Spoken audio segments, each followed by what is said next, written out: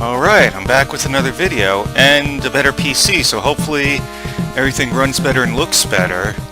Anyway, June and July, they were both kind of slow, well, especially June, didn't get that much, so I decided to wait till the end of July to do a 2-month acquisition video. And I already did videos about Flint and Major Blood here. In fact, as I'm filming this, I'm about to go see the G.I. Joe movie, so might as well show them off again. Yeah. Flint, still looking excellent. Love the chest armor he's got under there to complement his classic look. And Major Blood, still can't believe Hasbro were true to their word, flooded the market with them, and not to mention the reissues happened. We're gonna get to that soon enough. Now let's go through some of the other stuff I got in June. I also picked up this Batman Missions Batgirl. Nothing to write home on. Now, the very limited articulation, can't really move the legs out, but at least you can move the arms out, and I don't have it out right now. She's got this weird thing you put into her back, that's why there's holes in her cape. But otherwise, she scales well with the rest of the Bat family figs I got, and figured I just need some Batgirl on the shelf. Representation for her to keep it even number of DC heroes and villains. Since in May I got Grodd. And because of, this was an impulse buy because of a friend's stream. For the first time, he loves Dragon Quest, but for the first time he tried the Super NES versions of 1 and 2, so I figured might as well pick up the Famicom cart. I like how this looks on my shelf, because you have Princess Gwaylin looking all happy, and you got Aleph, the hero. This kind of looked like a oh shit look on his face, wondering if the king realized that they bonked hard in that inn before he brought her back to the castle, you know? Well, I don't think it was in this version it was translated like that, but in stuff like the Game Boy Color version onward, yeah, definitely, they hinted at that. Yep. Come on back, girl. And this was much later in July, but since we already covered Batgirl, let's get to Power Girl. This one cost a bit, but I definitely wanted something like this over the straight-up Mattel DC Classics one, because look at she's got some meat on her bone. She's got some heft. The regular Mattel one looked too wimpy, so I got this is the DC Direct Infinite Crisis Power Girl, and she just looks just bulkier, just buffer, and that's what I think of when it comes to Power Girl. I mean, a lot of people, first thing they think of is like the boob hole, but never drew my eye that much, the tit hole, because her costume's white, she's got very fair skin, it just doesn't grab your attention that much, and she's got other stuff going on, like the hefty physique, and the pixie cut, and the pouty lips. Those always drew my attention just as much as the tit hole, so whatever. Going off on a tangent, here's something else I picked up. The 4th Koopaling to come out in the Mario line from Jack's Pacific, unless you count Bowser Jr., which I don't. I don't like the game he debuted in, Super Mario Sunshine, and I always thought he was a bit of an annoying character. Now they say that Nintendo put out that Bowser Jr. is Bowser's only biological son, the Koopaling. No. I'm sorry. I'm being too nostalgic, too old school, but I grew up with the Koopalings. But whatever. Let's get him out. So, we got Larry. Honestly, though, I find Larry one of the more boring ones. He was the first one you fought in Grassland. Get out! I gotta be a wise guy since I said you were boring, huh? Yeah, that's right. Get the fuck out of there. Alright. Yeah, when are they gonna get to Wendy or Roy? I mean, Roy looks awesome with the pink sunglasses and stuff. He's a big boy, and Wendy's got the candy rings and shit. And at least Iggy, he's memorable because I found him at the Nintendo store in New York City, and they changed his look to differentiate him more from Larry, with the lankier look, the new hairdo. And Lemmy has the ball. Well, you gotta provide your own ball, he didn't come with one, but oh well. So yeah, very very accurate to how he looks in the official art for the games from Super Mario Bros. 3 onward. Yes, as old as I am, I'm looking at the big 4-0 in under a year. I appreciate the attention to detail. The spikes on the shell, got a little bit of posability in the ankles. Doesn't seem to have any in the wrists. I seem to remember the other Koopalings that have come out so far had a little bit of wrists going back and forth, but he can move, he can twist his wrists. So, then again, with such a simple design, there's not much you can do. So, yeah.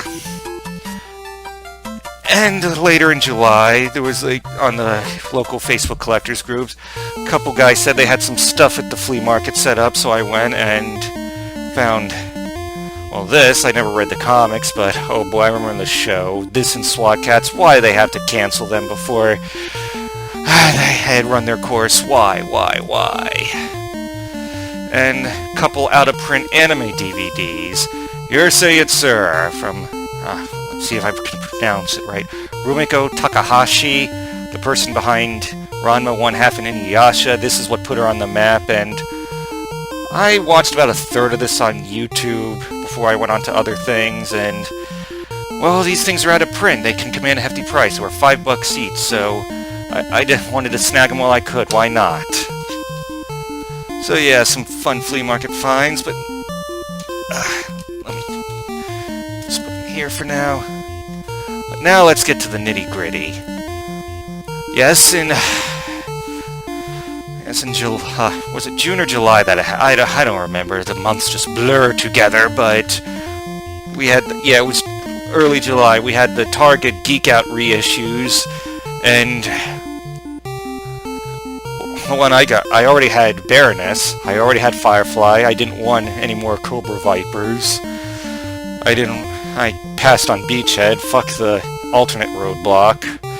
So, what did that leave that I wanted? Well, I actually had one of these once, I found one, but I traded it away for Arctic Mission Storm Shadow. It seemed like a bad idea at the time, in hindsight, once I saw just how much of a price the Target stuff was then commanding, but now it's because of all the reissues, these have all dropped in price, while the Arctic Mission Storm Shadow in the package is in high demand, like $80 or something, and prices dipped so much on eBay, I went and bought a second one. And since the one I got from Target, it's kind of just, yeah, got some scuffing here, some bangs there, this is going to be the opener. Why not? Like I said, I am about to go see the G.I. Joe movie in about an hour, and so why not?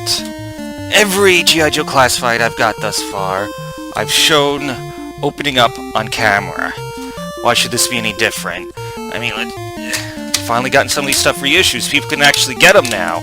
Of course, only one per customer, so can't really army build unless you also go to eBay. So here, yeah, I remembered when I picked this up and then traded it away, he looked like such an awesome figure. Way cooler than the grunts in the original cartoon. I mean, got the armor here, got the thing here with all the holsters, all the goodies. Would have been nice if there was some, like, painted on detail on these parts, but what can you do for something that's supposed to sell for $20 at retail, you know?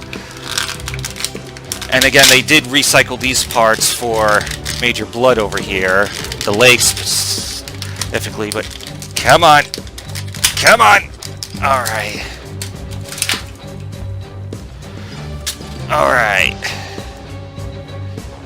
yeah, let's look at the articulation. We got the hip drop, thigh swivel. Alright, knees don't feel too stiff. If he's got a wobble like Snake Eyes, it's not going to matter much because he's got this thing on him.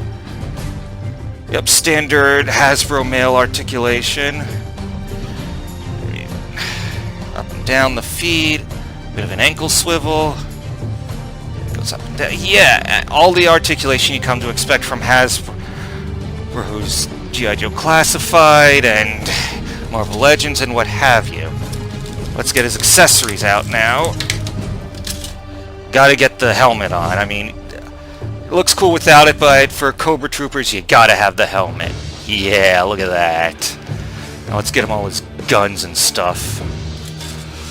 So yeah, gonna go see the Snake Eyes movie. Don't really know what to expect, but if I see a red cab over truck or a yellow Volkswagen Bug in the background somewhere, or the name it like Sunset Shimmers dropped, I'm gonna lose my goddamn mind.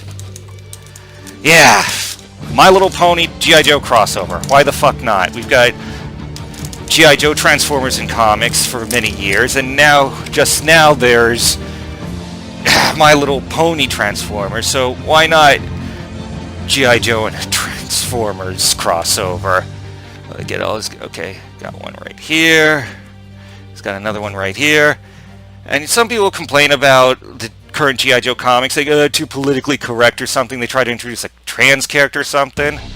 Well, in that case, to keep such a crossover from being too politically correct, why not have them shot at with real bullets? Have actual fucking lead being shot at the ponies.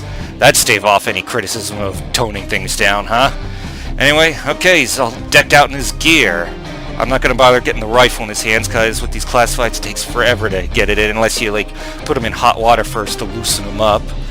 But yeah, he's holding him now. It looks badass, and this is the coloring I prefer. You got the other one, the infantry, that wasn't Target exclusive, but with the black and the dark purple, it just looks more badass, less cartoonish, and that's the whole point of this line. I mean, I'm not going to get the Super 7 G.I. Joes, because I'm vested in the Hasbro Classified line, and this is a good reminder why.